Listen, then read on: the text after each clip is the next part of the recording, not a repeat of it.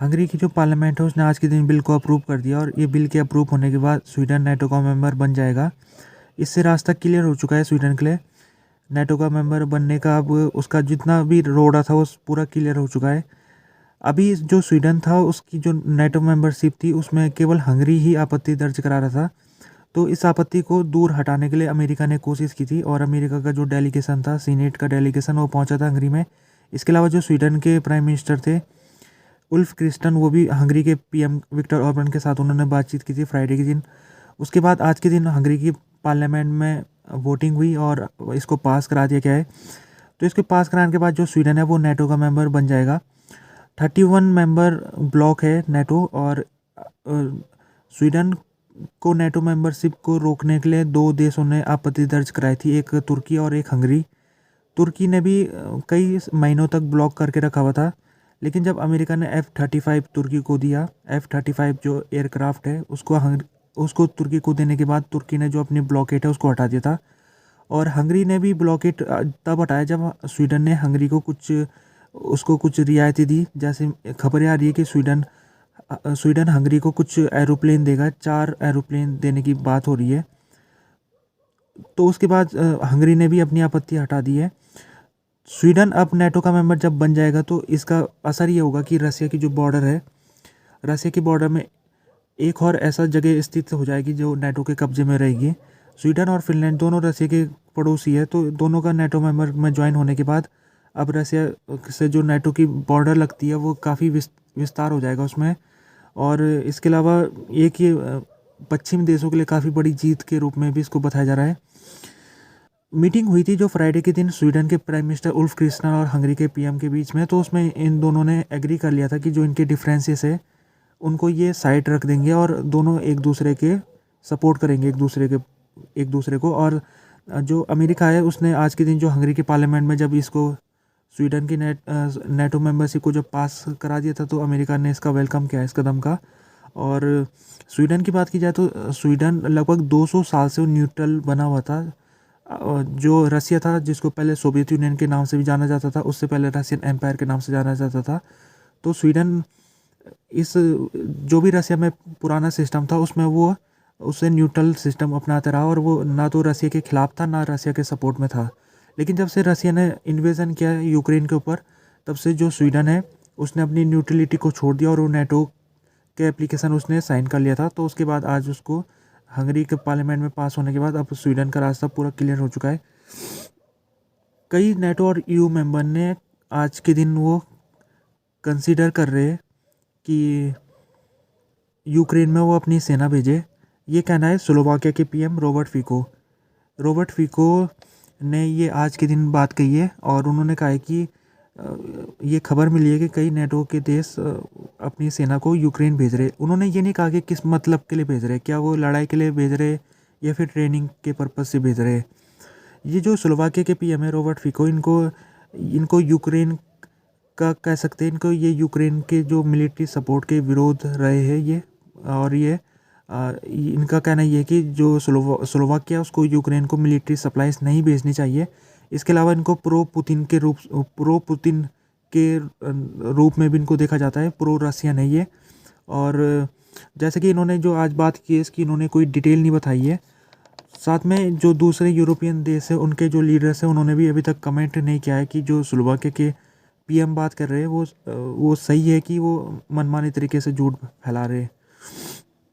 तो जो नेटो और ईयू मेंबर है वो यूक्रेन की मदद तो कर रहे हैं, लेकिन अभी तक नेटो और ईयू के जो मेंबर कंट्रीज है वो यूक्रेन को डायरेक्ट मिलिट्री सपोर्ट नहीं दे रहे। जैसे कि ईयू ने साफ कह रखा है कि उसके जो सिपाही है वो यूक्रेन में लड़ाई के पर्पज़ से नहीं जाएंगे, और नेटो ने भी यही कह रखा है अगर नेटो के मेंबर यूक्रेन में जाते हैं लड़ाई के लिए तो ये माना जाएगा कि एस्केलेशन इसको माना जा सकता है। और स्लोवाकिया के पीएम रॉबर्ट फिको जब आज के दिन कह रहे थे तो उन्होंने भी ये कहा कि ऐसा अगर होगा कि नेटो और ईयू के मेंबर अगर यूक्रेन में अपनी सेना भेजेंगे तो फिर ये एस्केलेशन हो जाएगा, जो कि ठीक नहीं होगा।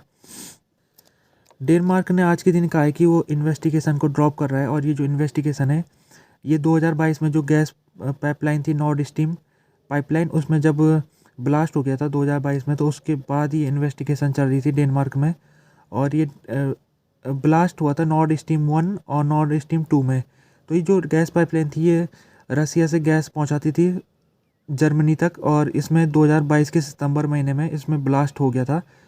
और ये ब्लास्ट किसने किया अभी तक इसको क्लियर नहीं किया गया है, तो इसकी इन्वेस्टिगेशन चल रही थी।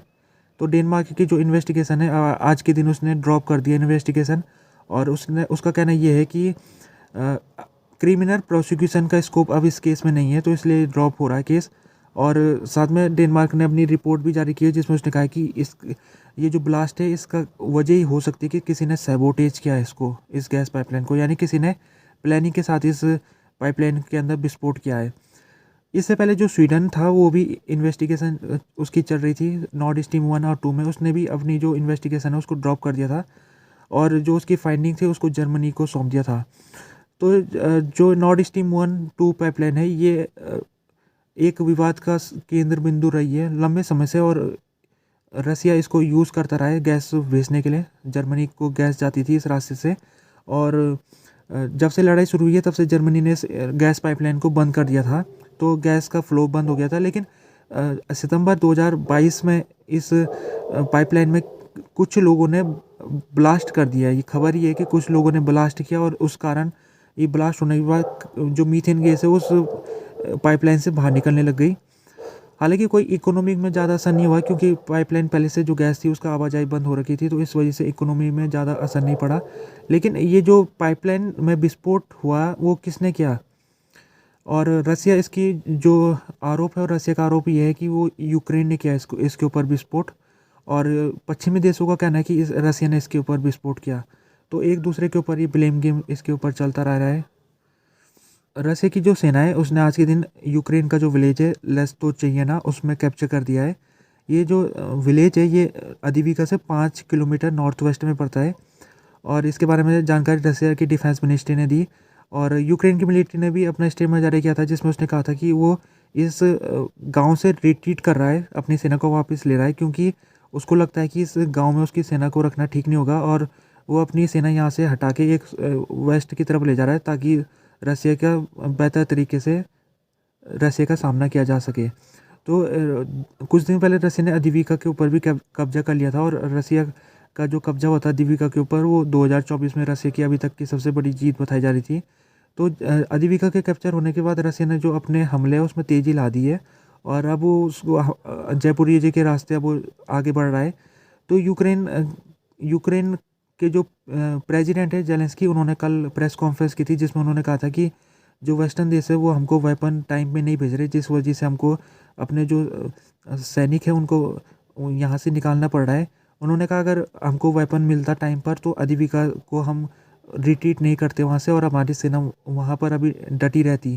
तो यूक्रेन का कहना ये है कि जो उसे आजकल हार का सामना करना पड़ रहा है उसकी वजह यह है कि जो वेस्टर्न देश है वो उसको पर्याप्त मात्रा में हथियार नहीं दे रहे। यूरोप के जो लीडर्स है आज वो पेरिस में गैदर हुए थे, और पेरिस में गैदर होके उन्होंने 20 देश के नेता गैदर हुए थे। तो उन्होंने पुतिन को एक संदेश देने की कोशिश की कि जो पुतिन को लग रहा है कि वो जीतने वाले लड़ाई में, तो उनका ये गलत फहमी है, और जो यूरोपियन देश है वो यूक्रेन के साथ खड़े रहेंगे, ये वो सिग्नल देना चाह रहे हैं पुतिन को। और इस मीटिंग को फ्रांस के जो राष्ट्रपति है इमैनुअल मैक्रोन उन्होंने बुलाया था, और इसमें इनका पर्पस ये है कि एक तो ये सपोर्ट दिखाए यूक्रेन को, दूसरा इस मीटिंग का पर्पस ये है कि एम्यूनिशन यूक्रेन को भेजा जा सके ज़्यादा से ज़्यादा, क्योंकि इस समय एम्यूनिशन की काफ़ी कमी हो रखी है। और तीसरा इनका जो मोटिव है वो है यूरोपियन सिक्योरिटी को लेकर, क्योंकि यूरोप के ऊपर खुद एक यहाँ पर सिक्योरिटी चैलेंज आ चुका है। जब रसिया ने यूक्रेन के ऊपर अगर उसको सफलता मिल जाती है तो फिर जो रसिया अपना वो ध्यान जो यूरोप के दूसरे देश है उनके ऊपर केंद्रित करेगा। तो ये जो यूरोपियन देश है अपनी डिफेंस को मजबूत करने के लिए वो कोशिश कर रहे हैं, तो उसके ऊपर भी इनकी बातचीत आज के दिन पेरिस में होगी। रसिया के जो अपोजिशन पॉलिटिशियन थे एलेक्सी नावल्नी, उनकी जो मौत हुई थी कुछ दिन पहले, तो मौत होने के बाद उनकी जो डेड बॉडीज़ है उनकी माँ को अब दिखा दिया गया है, और उनका अब फ्यूनरल होने वाला है। लेकिन एलेक्सी नावल्नी को लेकर खबर ये भी आई आज के दिन कि एलेक्सी नावल्नी की जो डेथ है उस डेथ होने से कुछ समय पहले ये खबर चली थी कि उनका प्रिजनर स्वैप हो सकता है, यानी कि रसिया की जो पुलिस है उनको छोड़ सकती है और स्वैपिंग हो सकती है। स्वैपिंग होने का मतलब ये होता है कि जो अमेरिका है और अमेरिका के जो साथ वाले देश है वो एक रसिया के एक सीक्रेट सर्विस का एक ऑफिसर था जिसका नाम था वलादिन क्रेसितोप क्रेसितोप। ये जो व्यक्ति था ये अभी जर्मनी की जेल में बंद है, और जर्मनी की जेल में इसलिए बंद है क्योंकि इसने एक व्यक्ति की हत्या की थी, और वो व्यक्ति चेचनिया मूल का था। तो उसकी हत्या करने के बाद इसको जर्मनी की जेल के अंदर रखा गया है। तो रसिया इसको छुड़ाना चाहता है। तो रसिया ने एक डील दी थी जिसके तहत उसने कहा था कि अगर आप हमको ये व्यक्ति दे दोगे तो हम आपके कुछ जो हमारे जेल के अंदर बंद हैं अमेरिका के लोगों को हम छोड़ देंगे। तो एक तो ग्रेसिनोव का नाम आ रहा है सामने, जो कि अमेरिका के एक पत्रकार है, और एक और दूसरे व्यक्ति का नाम सामने आ रहा है। तो ये डील की खबर चली थी, और आज के दिन ये भी पता चला कि इस डील में एलेक्सी नेवल्नी का नाम भी शामिल था।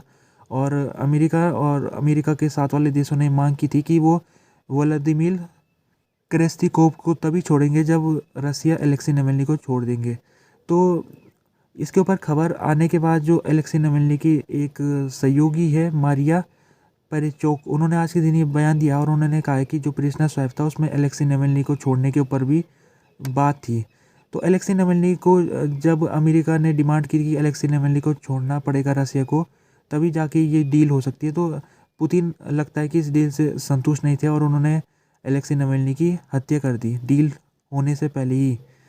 तो ये खबर अभी इसकी शुरुआती स्टेजेस में है, और इसको कंफर्म नहीं किया जा सकता कि जो खबर है ये वाकई में खबर की पुष्टि अभी तक नहीं की जा सकती है।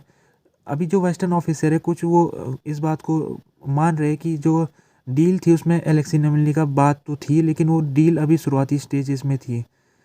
यूक्रेन ने आज के दिन यूरोप से आह्वान किया है जो कि यूरोप अपने जो उसका एमिनेशन है, जो हथियार है यूरोप का, वो किसी थर्ड कंट्रीज़ को ना दे यूरोप। और यूरोप अपने जो वेपन्स हैं वो सब के सब जो उसके पास वेपन्स है, जो उन वेपन को यूरोप यूक्रेन को दे। ये यूक्रेन के जो फॉरेन मिनिस्टर है दिमित्रो कुलेबा, उनका कहना है। उनका कहना ये है कि इस समय यूरोप की सिक्योरिटी का इशू है यहाँ पर। उन्होंने कहा अगर यूक्रेन नाकाम हो जाता है तो यूरोप भी फेल हो जाएगा। तो यूरोप को अगर प्रोटेक्शन देनी है तो यूरोप को इन्वेस्टमेंट करना पड़ेगा, और वो इन्वेस्टमेंट उसको यूक्रेन के ऊपर करना पड़ेगा। और यूरोप को अपने जो हथियार है उसको बिना किसी देर किए हुए वो हथियार को यूक्रेन को सौंपना पड़ेगा, तभी जाके यूक्रेन इस लड़ाई को जीत सकता है। दिमित्र कुलेबा का आगे ये भी कहना है कि जो यूरोप है उसको थोड़ा यहाँ पर सीरियस बनना पड़ेगा, और अपना जो अभी तक वो देरी कर रहा है वेपन देने में, तो उस देरी को उसको ख़त्म करना पड़ेगा, और वेपन को जल्दी से जल्दी यूक्रेन को देना पड़ेगा। साथ में जो यूक्रेन सरकार है वो ये भी कहती आ रही है कि जो यूरोप के कुछ देश है वो एडवांस वेपन अभी तक यूक्रेन को नहीं भेज रहे। जैसे कि जर्मनी ने अभी तक जो उसका एडवांस वेपन है टेरियस मिसाइल, वो अभी तक उसने यूक्रेन को नहीं दी है। यूक्रेन लंबे समय से इस मिसाइल की मांग कर रहा है। इसके अलावा जो शैडो मिसाइल है, शैडो स्टॉर्म मिसाइल, जो ब्रिटेन की मिसाइल थी एक, वो यूक्रेन को अभी मिलनी शुरू हुई है। इससे पहले ब्रिटेन उसको देने से मना कर रहा था। तो इस प्रकार से जो यूरोप के देश है उनको थोड़ा सीरियसली होना पड़ेगा यहाँ पर, ये दिमित्र कुलेबा का कहना है।